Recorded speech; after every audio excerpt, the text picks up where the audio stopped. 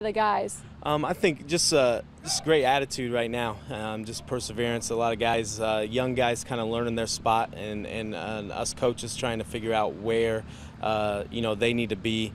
And so it's a lot of learning, both from the coaches of what we can expect out of a player, and a lot from the guys of knowing what's expected of them at the same time. Both sides of the ball, how many starters do you return?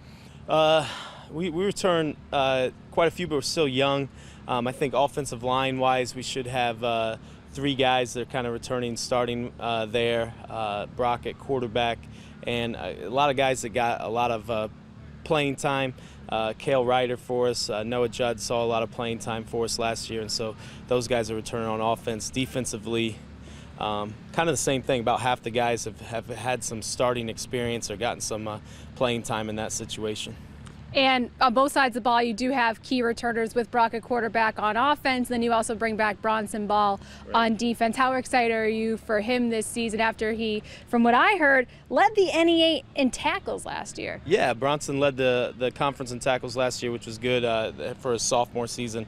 Kind of just even has surprised us each year with his progression. First year that I was here, I definitely didn't want to play a freshman, and he stepped into that role and kind of earned that spot and had quite a few tackles. And then last year actually missed the first game against Warsaw for us, and then still ended up with over 100 tackles for us. And he's just you can't teach the motor that he has, and that's it's something that we're trying to teach our guys, that's not something that's extraordinary. That's what it should look like.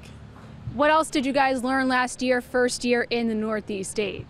I think a lot of the teams you're familiar with, but just the competition-wise, I think our guys just need to continually learn, like, hey, this isn't where you can take a week off. I think we put in 2 great teams to replace 2 great teams leaving, and I think it just made our conference stronger in that aspect. What goals and expectations are you setting for this Columbia City football team this year? I think we want to play as close to mistake-free football as we can, and that we want to persevere through thick and thin, and just make sure that we are finishing every single play, finishing every single game, and playing to our potential. And what do you think will surprise some teams in the Northeast 8 when they go to play you guys on Friday nights?